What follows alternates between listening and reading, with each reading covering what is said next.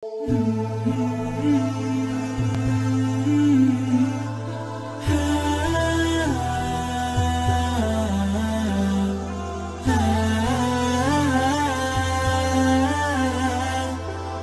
alaikum wa rahmatullahi wa barakatuh. Hurmatlı cemaat, bugünkü ıyık Ramazan ayında ıyık Cuma bayramı barızga marek bolsun. Ушундай ıyık Cuma gününde kılgan dualarыбызды, okugan namazlarыбызды Allah talam kabul kılgan bolsun.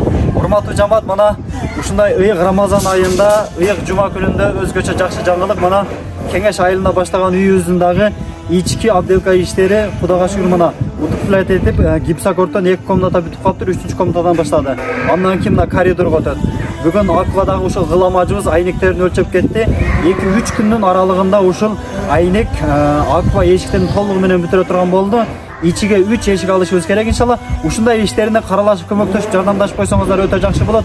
Мына Салива айылынан 93-жылкы Абдурасыл деген агабыз бар. Мына Санкт-Петербургтан чогуу иштеген жаматтарга айтып, жакшылыкка себепчи болуп калайын, аларды дагы бир жакшылыкка чакырайын деп, ушундай үй баштадык эле, ушундай жакшылык болуп атат деп, аларга дагы эскертип, чогуу иштеген ушундай бир жамааты менен 10 000 акча салды туугандар. Аллах таалам ыраазы болсун. Ушул Абдурасыл агабыздан дагы, Абдурасыл агабыз менен чогуу иштеген жамаатынан дагы Аллах таалам ыраазы болгон болсун.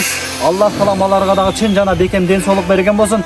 Кандай тилек ой максатта иштеп аткан болсо, ошол тилек ой максаттарына жетип, эсен аман ушул Кыргызстанга келип, Кыргызстанда дагы үй салам дегендер үй салсын, машина алам дегендер машина алсын. Аллах таалам алардын дагы үй бүлөсүндө сүйүнүч, кубаныч, бакыт, бактылык берген болсун. Ошонун катарында туугандар, мына Салива айынын 96-жылкылары кимиси үйлөнгөн болсо, ошол достору жей турган жанагы кой, бүкүл десе болот, ошону Алла жолуна беришет. Мына Саливадан Рахматтылла Айшат абыздын баласы Кубаныч деген классташыбыз бар, Кубаныч деген досубуз бар. Аллах таалам ыраазы болсун. Мына кече жакында үйлөндү. Аллах таалам алардын никелисини түбөлүктүү никелерден кылсын иншалла. Хадичене өзү менен пайгамбарыбыз бактылуу болгондой, бактылуу болгон үй бүлөлөрдөн кылсын. Ошол бир кой 10 000 акчаны дагы берди, ушул үйгө иштете турган болдук жамаат. Келиңиздер ушундай улуу Рамазан айында ыйык Жума күндөрүндө бисмилла деп Аллах таалам берген ырыскысыдан ушундай бир жакшылыкка жумшапканга аракет кылайлы.